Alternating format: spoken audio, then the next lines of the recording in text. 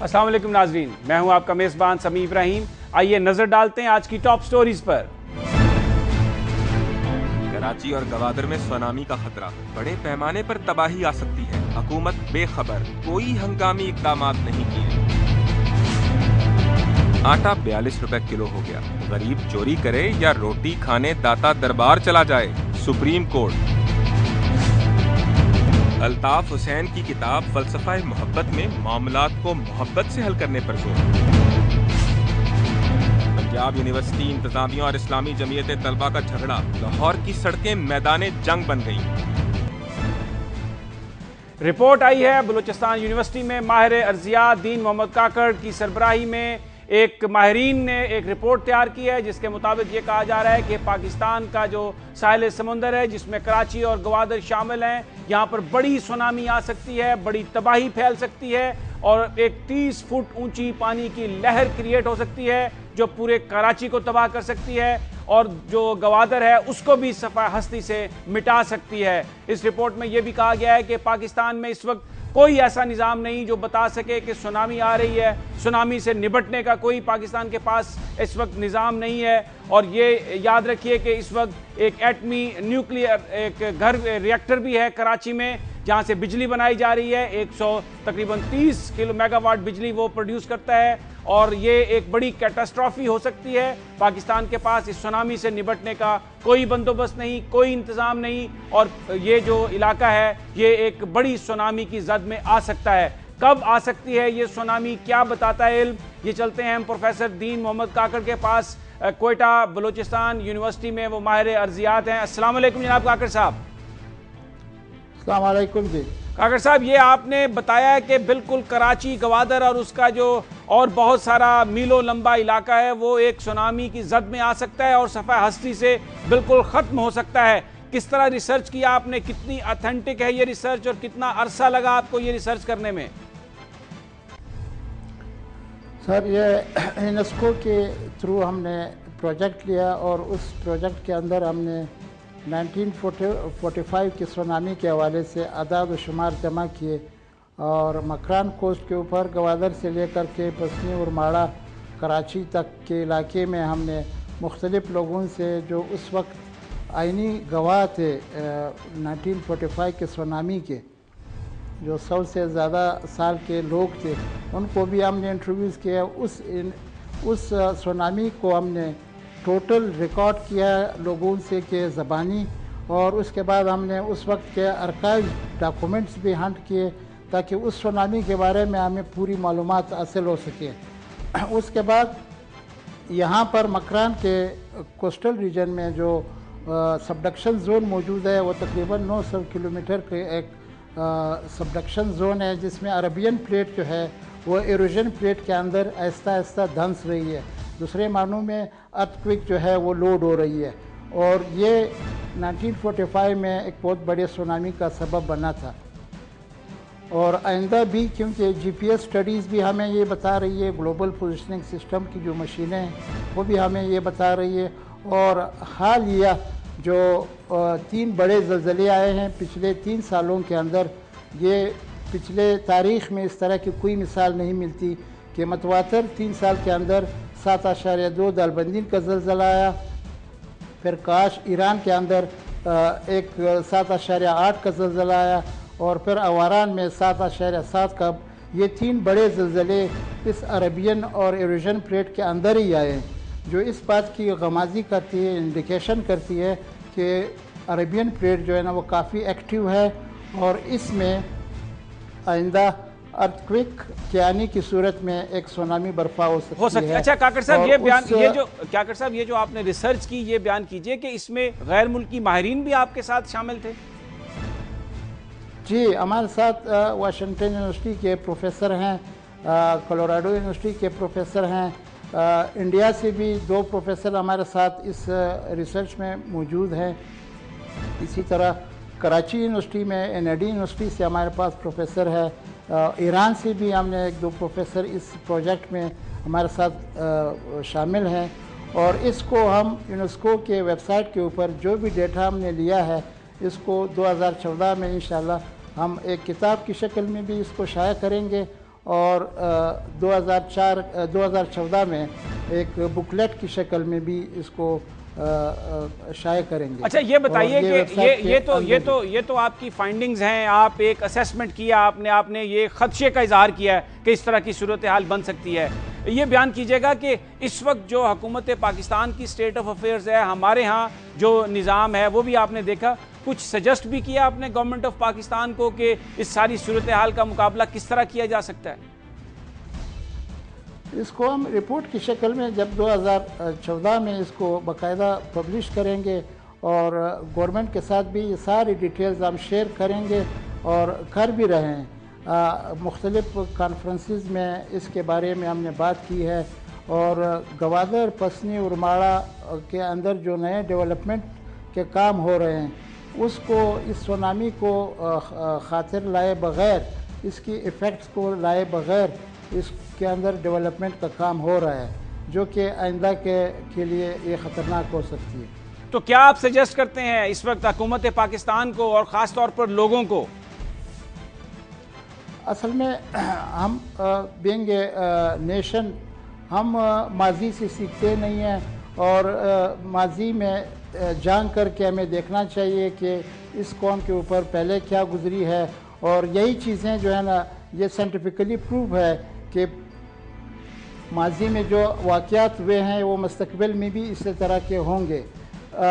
मुस्तकबिल में देखने की कोशिश हम नहीं करते, इसलिए कि हमें इस सुनामी के हवाले से मुकम्मल तैयारी करनी चाहिए, क्योंकि 2004 की सुनामी जो जापान में आई है, सुमात्रा में आई है, और फिर 2012 में जापान में आई है, और इसी तरह चिली के अंदर 2010 में आई है।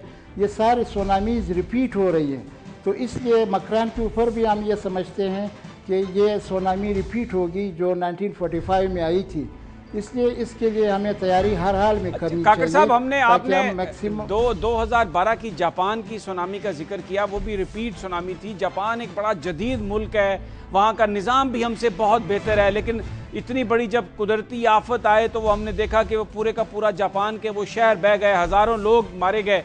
तो हम वाकई इससे बचाव के लिए कोई इख्तियार कर सकते हैं, कोई सिलसिला, कोई तदबीर, कोई पॉलिसी हम बना सकते हैं?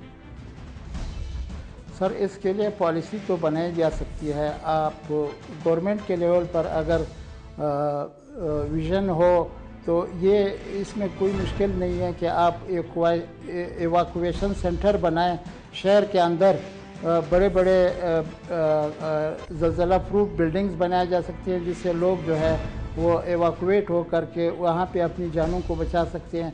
सुमात्रा के अंदर हमने देखे हैं बहुत सारे बिल्डिंग्स इस वक्त उन्होंने खड़े कर दिए, एवाकुएशन सेंटर्स हैं जहाँ पर लोग अपनी ज़िंदगियों को बचा सकते हैं। और इस तरीके से अवेयरनेस के हवाले से इस रीजन में बहुत सारे पढ़े लिखे लोगों को अभी तक पता नहीं है कि 1945 में कोई सुनामी आई थी। हमने अखबार में इस दिन को मनाने के लिए, ताकि लोगों को याद दहानी कराएं कि 1945 में कितनी बड़ी सुनामी आई थी। अच्छा, ये एक काकर साहब, मैं आपको रोकूंगा क्योंकि वक्त ज़रा कम है। ये बयान कीजिएगा कि अगर ऐसी सूरत हाल पैदा होती है, ज़लज़ला आता है, सुनामी आती है, तो ये बयान कीजिएगा कितना टाइम होगा, जो एक पहले खबरदार किया जाता है लोगों को, कितना टाइम होगा लोगों को बच से निकलने के लिए? हाँ, सुनामी का जो सोर्स है वो हमसे 20 मिनट के ऊपर है, यानी हमसे 20 मिनट, कोस्टल रीजन से 20 मिनट में ये सुनामी की वेव जो है वो कोस्ट को हिट कर सकती है। तो आपके पास ये अच्छा खासा टाइम है, 15 से 20 मिनट। जो सोर्स है वो आपसे सिर्फ इतना ही दूर है, तो इसमें आप तैयारी कर सकते हो, आप एवाकुएशन कर सकते हो। जब ज़लज़ला आता है तो ये इसकी इंडिकेशन है कि अगर साहिली पट्टी के अंदर ज़लज़ला लोग फील करें तो समंदर भी पीछे चला जाता है, और उस ज़लज़ले की इंडिकेशन ये है कि अभी इसके बाद सुनामी भी आ सकती है। तो इसलिए लोगों को ये नेचुरल जो वार्निंग है ये भी मौजूद है, और आर्टिफिशियल बहुत बहुत शुक्रिया दीन मोहम्मद काकर साहब, जो ये कह रहे थे कि यह हुकूमत को प्लानिंग करनी चाहिए, बड़े बड़े सेंटर बनाने चाहिए, लोग जहां पर पनाह ले सकें, क्योंकि उनका ये कहना है कि अगर वो ज़लज़ला आया जिसने ये इतनी बड़ी सुनामी की लहर क्रिएट की जो तकरीबन 30 फुट बुलंद होगी, तो अपनी उन महफूज पनाहगाहों की जानिब जाने के लिए 15 से 20 मिनट होंगे। निहायत ज़रूरी है कि हुकूमत इस हवाले से पॉलिसी बनाए और पनाहगाहें भी बनाई जाएं और लोगों को एक अवेयरनेस कैंपेन भी इस हवाले से चलानी चाहिए। बहुत एक अहम मामला जो हमारे मुस्तकबिल के हवाले से इस वक्त, लेकिन हम लेते हैं एक ब्रेक और ब्रेक के बाद हम बात करेंगे एक और अहम मामले से। ये तो सुनामी है जो ज़लज़ले के बाद आएगी, लेकिन एक और सुनामी, महंगाई की सुनामी ने पाकिस्तान के अवाम को अपने नरखे में ले लिया है और गरीब आदमी इंतहाई तंग है इस वक्त अपनी ज़िंदगी से। ये महंगाई की सुनामी हमें कहाँ ले जाएगी, इस पर बात करेंगे इब्राहिम मुगल से, लेकिन एक ब्रेक के बाद।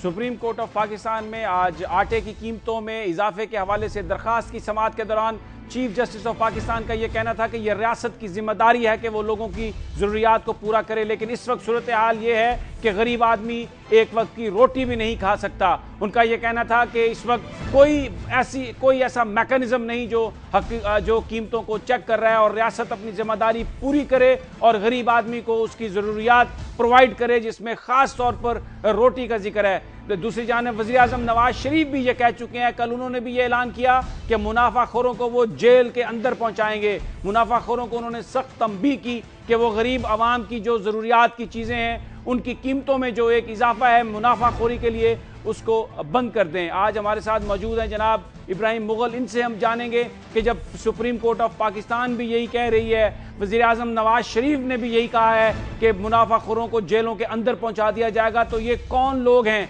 इस सारी गुफ्तगू के बाद भी जो मुनाफाखोरी में मसरूफ हैं? अस्सलाम वालेकुम इब्राहिम मुगल साहब। वालेकुम अस्सलाम वरहमतुल्लाह जी। मुगल साहब, अगर हम चीज़ों की कीमतों को देखें तो चावल जो 120 रुपए किलो थे वो 180 रुपए किलो पे चले गए, आटा 50 रुपए किलो पे चला गया, दालों की कीमतों में 20 से 30 रुपए पर किलो इजाफा है, बिजली की कीमतें दुगना हो गई हैं। कहाँ जाएगा गरीब आवाम और कौन रोकेगा इसे? समी साहब, आपने ठीक कहा।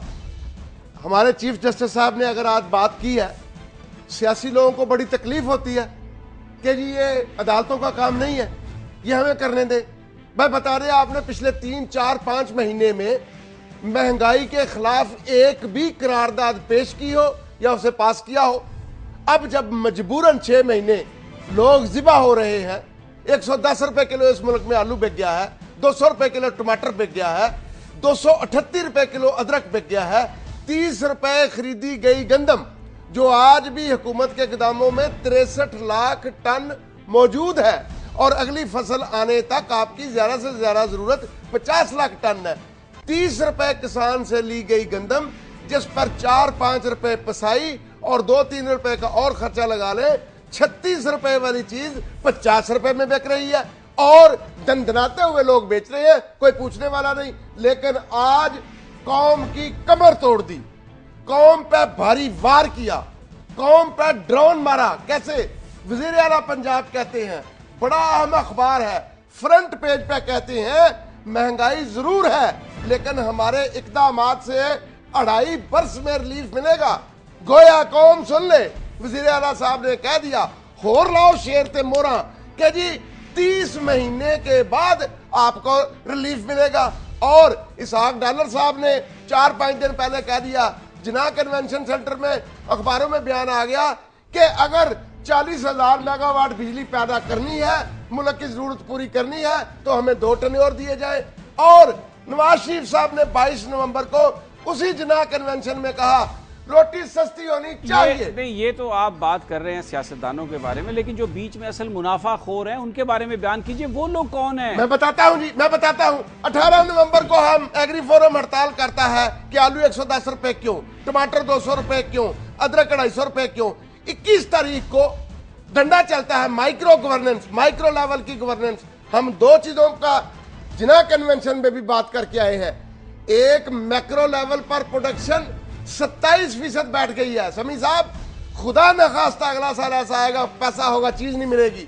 और दूसरा, हमने कहा कि लैक ऑफ गवर्नेंस का पंजाब में वो आलम है कि मतलब दंडनाते फिर रहे लोग, लोगों के गोदामों में सब चीज पड़ी है। इन्होंने 3 दिन डंडा चलाया, आलू 110 रुपए वाला 65 रुपए पे आ गया, आज वो 35 रुपए पे आ गया है। टमाटर कम हुआ, गोया सब्जी की कीमतों में अगर डंडा चलने से माइक्रो इसमें थोड़ा सा ये भी है कि नई फसल भी आई है, सिंध की फसल भी आई है, मैं अर्ज कर दूं, और वो इस वजह डंडा भी चला और नई फसल भी हजूर, मैं अर्ज कर दूं, अदरक जो 238 रुपए बिक रहा था, इंपोर्टेड आ रहा था, आज भी इंपोर्टेड आ रहा है, पाकिस्तान का तो 1 ग्राम भी पैदा नहीं हुआ, आज 160 रुपए में क्यों?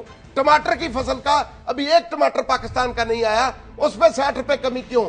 लहसुन पे 60 रुपए 70 रुपए कमी क्यों? भी नहीं वो मार्केट में आया। मांस व आलू के मैं कहना पता क्या चाहता हूं जी, मुश्किल क्या है, 8,000 से 9,000 मगरमच्छ कारोबारी लोग जो कहते हैं मियां साहब हमको आपको जितवाया हमने है, अगर हुकूमत 8 से 9,000 बंदों पे हाथ डाल ले, 400 के करीब सियासी लोग, बिलाल यासीन साहब भी उसमें शामिल है, उन पे हाथ डाल ले, 500 से 600 बाबू जो काम नहीं करना चाहता, उनके घरों में सब्जियां और ताजा फल मुफ्त में पहुंच जाते हैं। इन 3 तबकों पे हाथ डाल ले, सब्जियां 40%, फल 30%, आटा 40 रुपए किलो अगर ना हो मुझे पूछ लीजिएगा। ये आपकी बात बिल्कुल सही है कि चंद लोग ये करें, लेकिन कल क्योंकि दुनिया के 5 बरस मुकम्मल हुए, शहबाज शरीफ साहब यहाँ पर थे, तो ये महंगाई ही एक इशू था जो इन पर बात हो रही थी। और उन्होंने एक बात बयान की कि जो वो बिलाल यासीन साहब हैं, वो जब गए सुबह सुबह मंडी में, तो वहां पर जो सब्जी 8 रुपए किलो में बिक रही थी, मार्केट में वो 40 रुपए किलो बिक रही थी। तो ये जो मिडल मैन है, बुनियादी जो असल जो प्रॉब्लम है, इसको कैसे खत्म किया जा सकता है? इसके लिए गवर्नेंस होती है, रियासत का बरकत में आती है। आपने कहा ना रियासत का काम है, चीफ जस्टिस साहब ने कहा रियासत आटा सस्ता करे, रियासत कहां है? आपने क्या किया? मेरे जब रुपए को बौना किया, इसहाक डालर साहब ने 770 अरब का मुझे वहां डब पड़ी। आपने अभी जो महंगाई की है, इसकी शक्ल में खुराक पर 160 अरब रुपए, तेल पर 220 अरब रुपए, बिजली पर 140 अरब रुपए, तालीम और सेहत पर 70 अरब रुपए, दीगर पर 100 अरब रुपया, 770 अरब रुपए मेरा रुपया डिवैल्यू किया, 690 अरब रुपए चीजें महंगी की, 500 अरब बिजली का सर्कुलर डेट देने के लिए 600 अरब रुपए के नोट छापे। ये मलाज लाकर वो जो बिजली का जो डेट है, सर्कुलर डेट, वो ना तो नवाज शरीफ साहब ने इकट्ठा किया था। अच्छा, एक बात मुझे जरूर इसका जवाब दें। देखें, पंजाब में तो मुस्लिम लीग नून की हुकूमत है, लेकिन आप सिंध में देखें, KPK में देखें, ये जो मुनाफाखोरी है, ये कोई एक सियासी जमात की बात तो नहीं, ये तो हमारा एक कौमी रवैया बन गया। मैं बताता हूं जी, गंदम है पाकिस्तान में, शहरी आबादी के लिए 70 लाख टन चाहिए। गंदम अगर पाकिस्तान में 2 करोड़ 50 लाख टन पैदा होती है, 80% पंजाब पैदा करता है। जब यहां ही आप 30 रुपए ली गई किसान की गंदम, आज 1200 रुपए मन जो किसान से गंदम ली है, रावलपिंडी में 1700 रुपए में बिक रही है, और कोई उनको पूछने वाला नहीं है, पकड़ने वाला नहीं है। कहां चला गया वो मामला गवर्नेंस वाला कि ये वजीर आला बड़ा मजबूत वजीर आला है? बाहर नहीं निकल रहे। अब टेलीफोन पे कांग्रेसें होंगी। ये आज गरीब का हाल पूछने वाला कोई नहीं। मैं फिर कहता हूं, 8,000 से 9,000 मिडल मैन, वो व्यापारी, वो लालची तबका जो जिबा कर रहा है लोगों को, 400 के करीब सियासी लोग, जिनमें बिलाल यासीन साहब, 4 महीने पुरानी लिस्टें लगी हुई है लाहौर में सब्जियों की कीमतों की। बिलाल यासीन साहब कहां हैं? और तीसरा 500 से 600 बाबू, इनको पकड़ लो।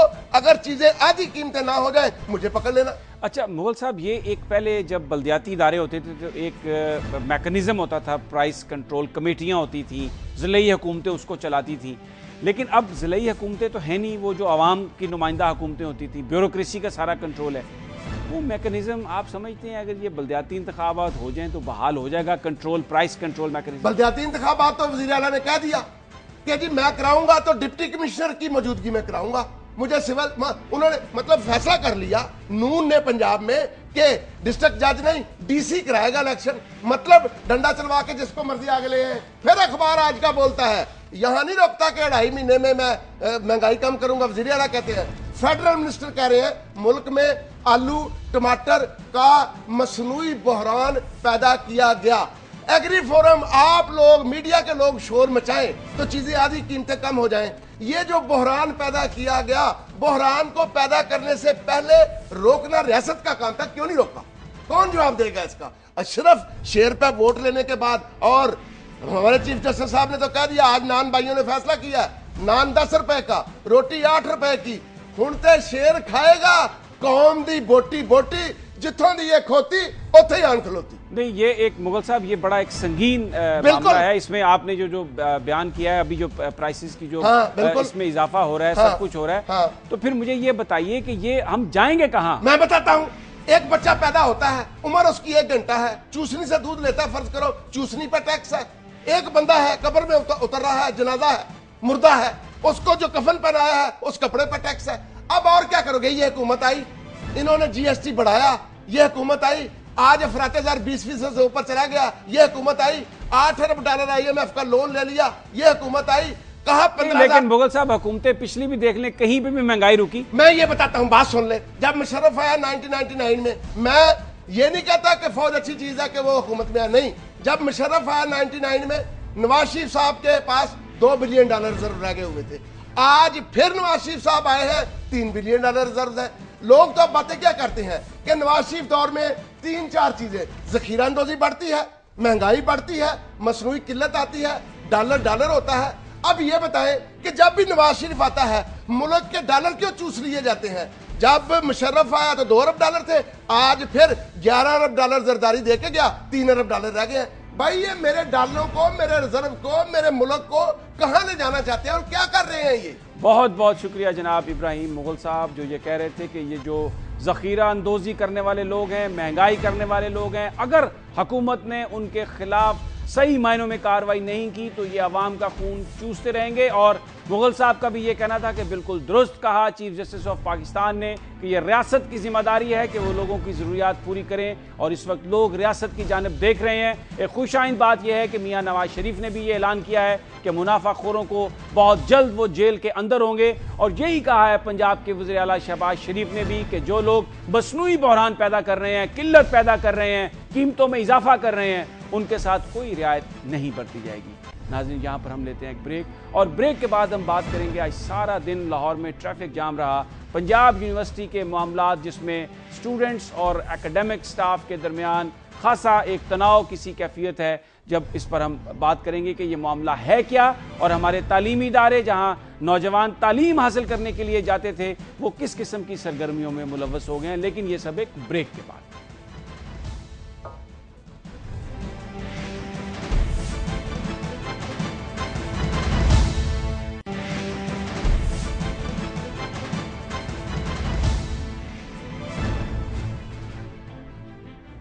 लाहौर में पंजाब यूनिवर्सिटी के इर्द गिर्द का इलाका आज एक किस्म का मैदान जंग का सनक्षा पेश कर रहा था, जिसमें इस्लामी जमीयत तलबा के तालिब इल्म और पुलिस के दरमियान कई वहाँ पर मार्के हुए। कई जगहों पर इस्लामी जमीयत तलबा के कारकुनों ने बसों को खड़ा कर दिया, ड्राइवर से चाबियाँ छीन ली। बताया जाता है कि ये मामला हॉस्टल नंबर 16 को खाली कराने पर शुरू हुआ। इस्लामी जमीयत तलबा ने उस हॉस्टल को खाली करने से इनकार किया, जिस पर कल रात से पुलिस एक्शन हुआ। इससे 2-3 दिन कबल वहाँ पर लॉ कॉलेज में भी एक वाक़या हुआ जिसमें असातिज़ा को कमरों में बंद किया गया, और ये भी रिपोर्ट्स हैं कि उनको ज़दकोब भी किया गया। ये सारा मामला क्या है, किस तरफ ये जा रहा है? क्योंकि जो यूनिवर्सिटी में हम तो स्टूडेंट्स को पढ़ने के लिए वालिदैन अपने घरों से भेजते हैं, और एक कल्चर भी है यूनिवर्सिटीज़ में, समझा जाता है कि स्टूडेंट्स जो हैं वो बड़े मुदब्बर हैं, बड़े समझदार हैं। लेकिन इस किस्म के वाक़यात बात हम करेंगे। वहाँ पर पंजाब यूनिवर्सिटी में एकेडमिक स्टाफ एसोसिएशन के मेंबर हैं डॉक्टर मकशूफ अतर, वो हमारे साथ हैं,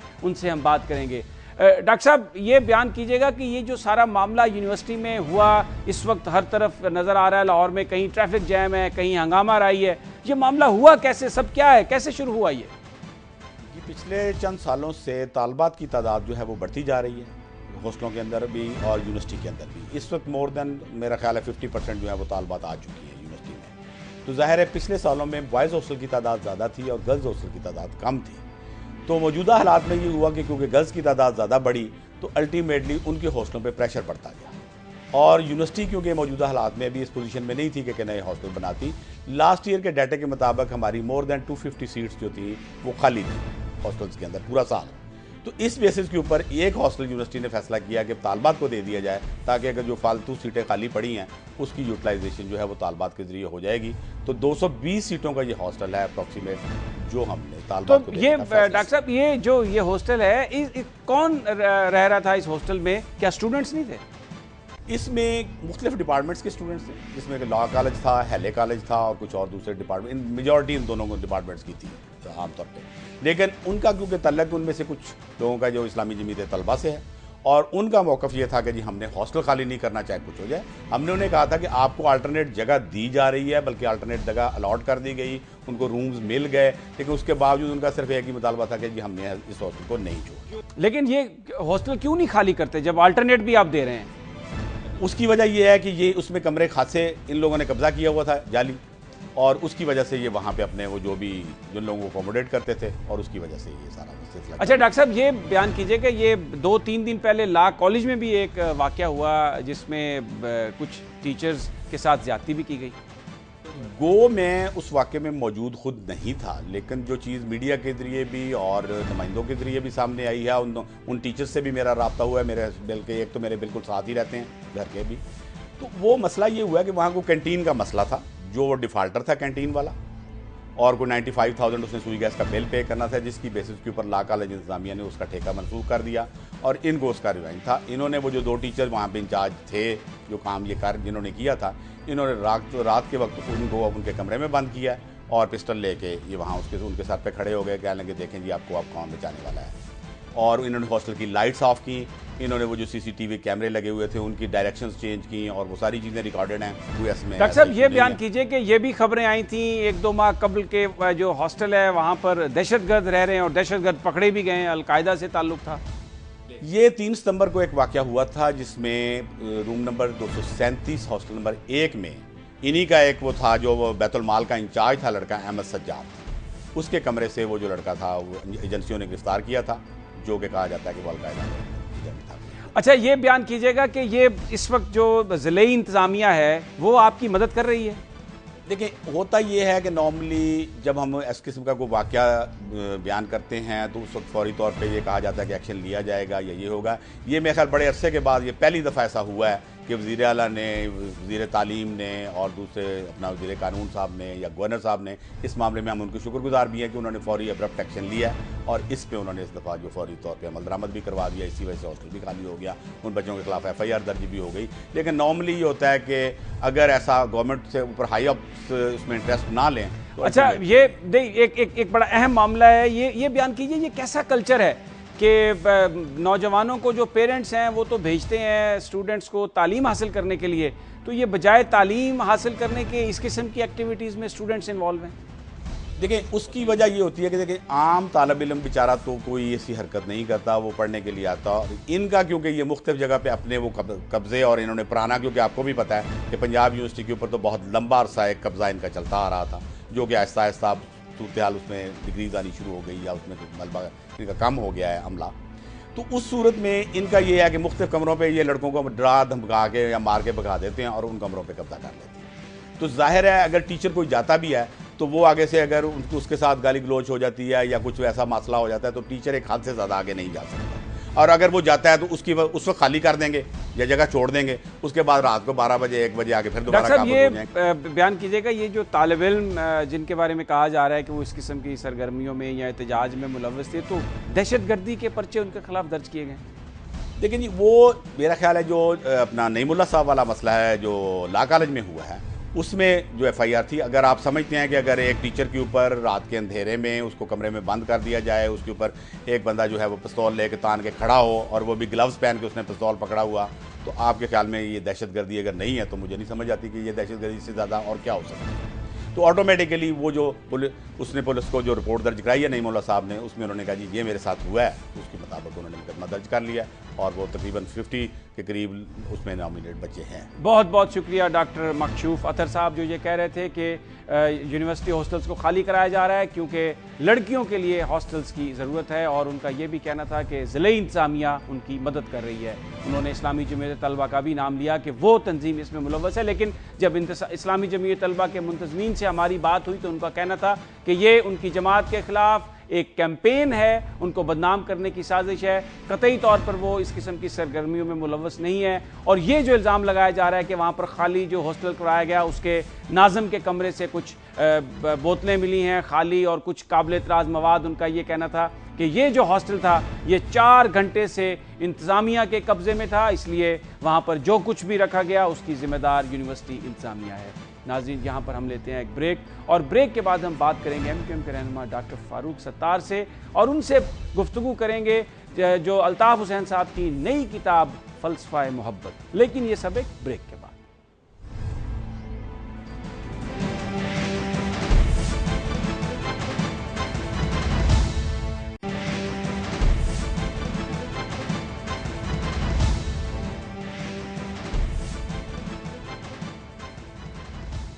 MQM के कायद अल्ताफ़ हुसैन का शुमार पाकिस्तान के उन सियासतदानों के बारे में सियासतदानों में होता है जिनसे लोग बेपनाह मोहब्बत भी करते हैं और जिनके बारे में बाज़ लोग बेपनाह तहफ़्फ़ुज़ात भी रखते हैं। अमूमन जो सियासतदान है उनकी गुफ्तगू भी सियासी मामलात के हवाले से होती है, लेकिन अल्ताफ़ हुसैन साहब ने एक किताब लिखी है जिसका नाम है फ़लसफ़ा मोहब्बत।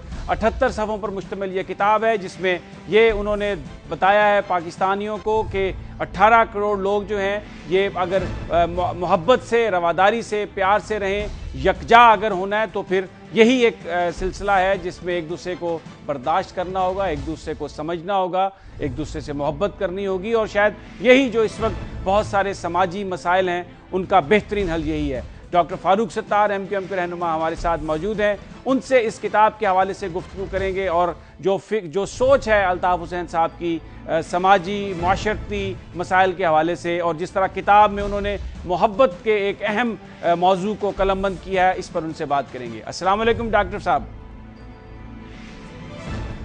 वालेकुम अस्सलाम।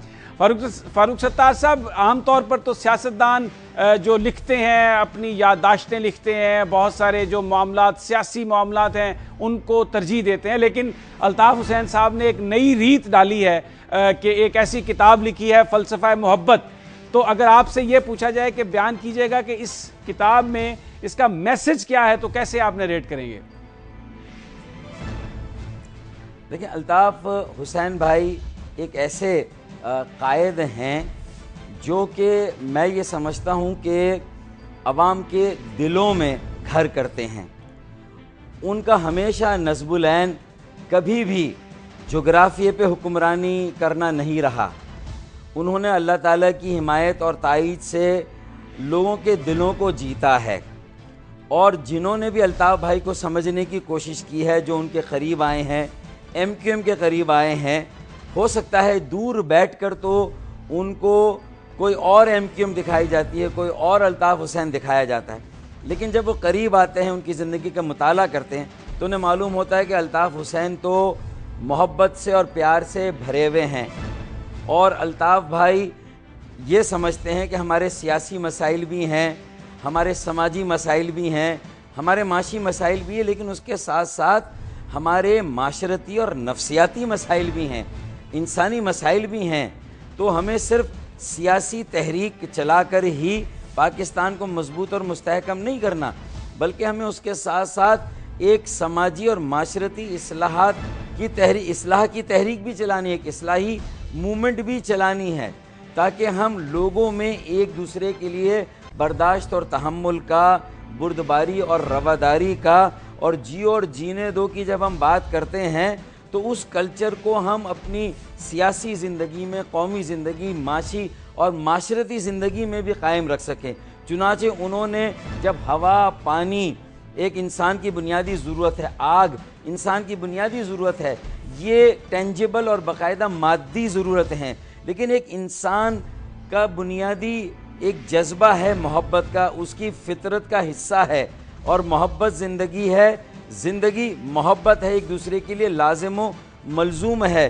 तो उस जज्बे को भी उन्होंने इंसान के क़ल्ब के साथ, उसकी रूह के साथ और उसकी जिस्म के साथ भी जो मोहब्बत का एक ताल्लुक़ होता है, उसको अल्ताफ़ भाई ने, जो साइंसी रिसर्च हुई है दुनिया के अंदर, अल्ताफ़ भाई ने उसका मुताला करके जो हक़ाइक़ इस बारे में दस्तयाब हैं, और फिर अल्ताफ़ भाई ने इंसानी नफ्सियात को जो है वो अपनी गिरफ्त में लिया है, कारकुनों के साथ उस तरह से मोहब्बत की है एक नज़रियाती मोहब्बत का जिक्र भी किया है, बहन भाइयों की मोहब्बत है, माँ बेटे की मोहब्बत का जिक्र किया है, एक लड़की और लड़के की मोहब्बत का जिक्र किया है, एक मर्द और औरत की मोहब्बत का जिक्र किया है, एक कायद का उसके कारकुनों से, कारकुनों का उसके कायद से, नज़रिए से मोहब्बत की बात की है। तो मैं एक बात ज़रूर कहूँगा कि ये बेसाख्ता शेर हमारे दिलों से निकला था। जब हम ये कहते हैं कि 20-21 साल से वो हमसे दूर हैं, लेकिन उसके बावजूद भी उनकी तालीमात, उनके जो अक़वाल हैं, जो उनकी तरबियत और उनकी फ़िक्री नशिस्तें, जिससे उन्होंने कारकुनों की जहन साजी की, आबियारी की, किसी भी मुल्क और कौम की तरक्की और खुशहाली के लिए उस कौम की जहनी आबियारी और जहन साजी की ज़रूरत है और उसके लिए जहन के दरीचों को खोलने की ज़रूरत है। ये अल्ताफ़ भाई ने 1993 में जो लेक्चर्स दिए थे कारकुनों को, उसमें फ़लसफ़ा मोहब्बत को मुख्तलिफ़, उसकी शक्लों को मुख्तलिफ़ अंदाज से बयान किया था। उसको बिलाखिर आज राब्ता कमेटी ने और हमारे जो अशात और तबात का इदारा है उसने कलम बंद करके एक किताबी शक्ल दे के उसको शाया कर दिया। ये एक बहुत जुर्रतमंदाना इक़दाम भी है क्योंकि बहुत हसास मौजू है और इसके अंदर ज़ाहिर है कि कुछ ऐसे मौज़ूआत भी हैं जो कि हम शायद माशरती तौर पर एक टैबू है, उस पर बात करना ऐसा लगता है शजरे ममनुआ है।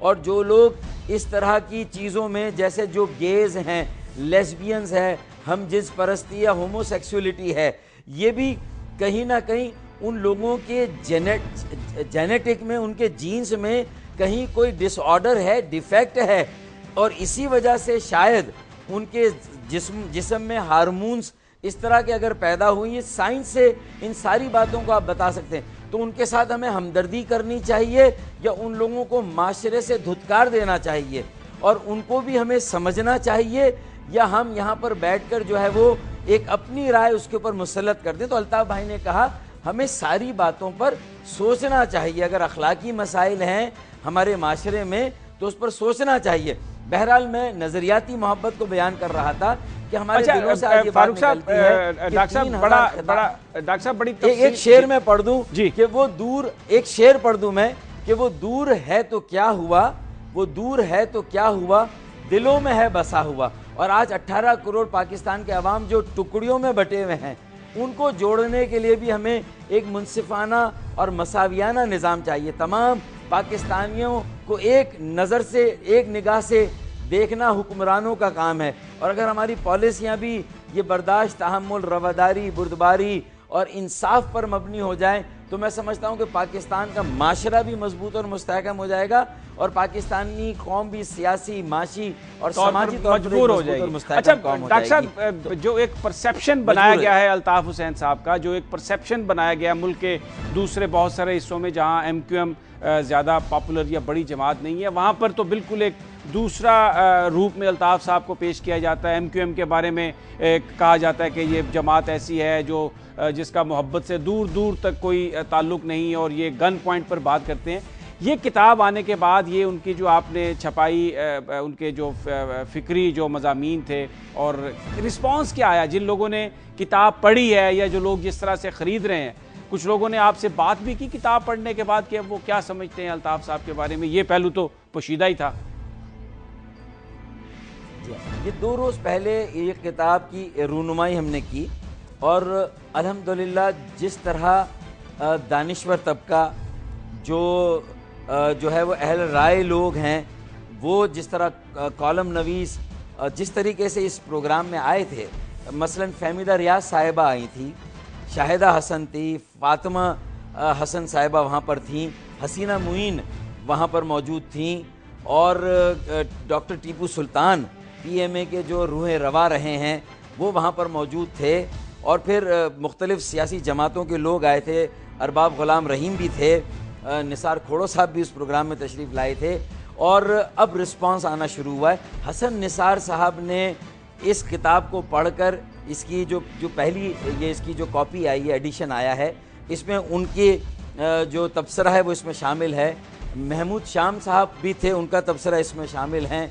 मुजाहिद बरेलवी साहब ने उस मौके पर गुफ्तगू की, महमूद शाम साहब ने गुफ्तगू की, इसके अलावा आगा मसूद साहब ने गुफ्तगू की और सब ने दिल जो है वो अपने दिल से जो है वो इस किताब के मौजू को जो है वो सराहा है। और अल्ताफ़ भाई ने जिस तरीके से एक आसान उसलूब में ज़िंदगी की एक अहम हकीकत को बयान किया है, तो मुझे यकीन है कि ये MQM का जो एक असल जो बातिन है, जो MQM की रूह है, जो MQM का एक सॉफ्ट इमेज जो कि हकीकी इमेज है, और अल्ताफ़ भाई का ख़ास तौर पर मैं समझता हूँ कि हमने ना लॉबिंग की, ना लॉबिस्ट। लोग लॉबी अपनी इमेज की ब्रांडिंग के लिए अरबों करोड़ों रुपए जो है वो खर्च करते हैं और लॉबिस्ट खरीदते हैं, लेकिन अल्ताफ़ भाई ने तो अपनी फितरत के मुताबिक कलम उठाया, ये किताब लिखी। तो मैं समझता हूँ कि अल्लाह की हिमायत और ताईद से ये किताब भी जो अल्ताफ़ भाई के बारे में लोगों ने एक दीवार खड़ी की है, वो दीवार गिरेगी और लोग अल्ताफ़ भाई को ज्यादा करीब से जो है वो देख डॉक्टर फारूक सत्तार साहब जो ये कह रहे थे कि अल्ताफ़ हुसैन साहब की ये जो किताब है फ़लसफ़ा मोहब्बत, इससे जो परसेप्शंस हैं, जो दीवार क्रिएट की गई लोगों और अल्ताफ़ हुसैन के दरमियान, वो दीवार गिरेगी और लोगों को पता चल सकेगा कि MQM का असल हकीकी बातन क्या है और अल्ताफ़ हुसैन किस कदर मोहब्बत करने वाले शख्स हैं। और यही वो इस वक्त हल तजवीज़ कर रहे हैं पाकिस्तान को यकजा करने का, पाकिस्तान को इकट्ठा करने का, कि तमाम लोग नफरतों को भुलाकर मोहब्बत को पकड़ेंगे तो पाकिस्तान तरक्की की राह पर गामजन होगा। नाज़रीन, ये था आज का प्रोग्राम। कल फिर आपसे मुलाकात होगी टॉप स्टोरी में नई खबरों और नए एनालिसिस के साथ। तब तक इजाज़त दीजिए। अल्लाह हाफिज़।